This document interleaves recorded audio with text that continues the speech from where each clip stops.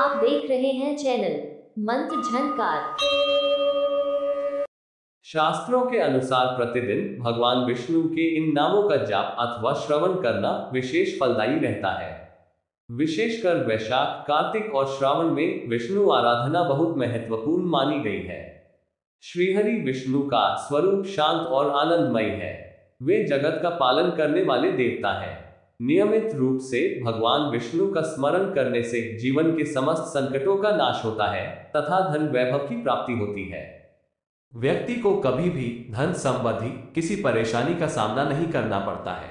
प्रतिदिन श्री विष्णु जी के नामों का श्रवण करने मात्र से व्यक्ति की सभी मनोकामनाएं पूरी होती है और घर में सुख समृद्धि आती है। इस मंत्र का जाप अथवा 21 बार श्रवण जरूर करें।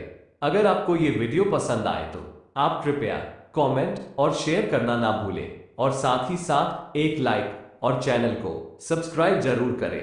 मंत्र इस प्रकार है। ओम वासुदेवाय नमः। ओम आं संकर्षणाय नमः। ओम प्रद्युम्नाय नमः। ओम अनिरुद्धाय नमः। ओम नारायणाय नमः। ओम वासुदेवाय नमः। ओम आं संकर्षणाय नमः। ओम प्रद्युम्नाय नमः। ओम अनिरुद्धाय नमः। ओम नारायणाय नमः। ओम वासुदेवाय नमः। ओम आं संकर्षणाय नमः। ओम प्रद्युम्नाय नमः। ओम अनिरुद्धाय नमः। ओम नारायणाय नमः। ओम वासुदेवाय नमः। ओम आं संकर्षणाय नमः। ओम प्रद्युम्नाय नमः। ओम अनिरुद्धाय नमः। ओम नारायणाय नमः। ओम वासुदेवाय नमः। ओम आं संकर्षणाय नमः। ओम प्रद्युम्नाय नमः। ओम अनिरुद्धाय नमः। ओम नारायणाय नमः। ओम वासुदेवाय नमः। ओम आं संकर्षणाय नमः। ओम प्रद्युम्नाय नमः। ओम अनिरुद्धाय नमः।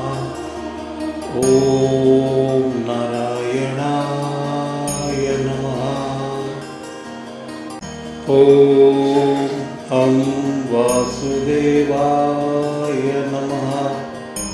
ओम आं संकर्षणाय नमः। ओम प्रद्युम्नाय नमः। ओम अनिरुद्धाय नमः। ओम नारायणाय नमः। ॐ वासुदेवाय नमः। ॐ संकर्षणाय नमः। ॐ प्रद्युम्नाय नमः। ॐ अनिरुद्धाय नमः। ॐ नारायणाय नमः। ॐ वासुदेवाय नमः। ॐ संकर्षणाय नमः। ॐ प्रद्युम्नाय नमः। ॐ अनिरुद्धाय नमः। ॐ नारायणाय नमः। ॐ वासुदेवाय नमः। ॐ संकर्षणाय नमः। ॐ प्रद्युम्नाय नमः। ॐ अनिरुद्धाय नमः। ॐ नारायणाय नमः। ॐ वासुदेवाय नमः। ॐ संकर्षणाय नमः। ॐ प्रद्युम्नाय नमः। ॐ अनिरुद्धाय नमः। ॐ नारायणाय नमः। ॐ वासुदेवाय नमः। ॐ संकर्षणाय नमः। ॐ प्रद्युम्नाय नमः। ॐ अनिरुद्धाय नमः। ॐ नारायणाय नमः। ॐ वासुदेवाय नमः। ॐ संकर्षणाय नमः। ॐ प्रद्युम्नाय नमः। ॐ अनिरुद्धाय नमः। ॐ नारायणाय नमः। ॐ वासुदेवाय नमः। ॐ संकर्षणाय नमः। ॐ प्रद्युम्नाय नमः। ॐ अनिरुद्धाय नमः। ॐ नारायणाय नमः। ॐ वासुदेवाय नमः। ॐ संकर्षणाय नमः।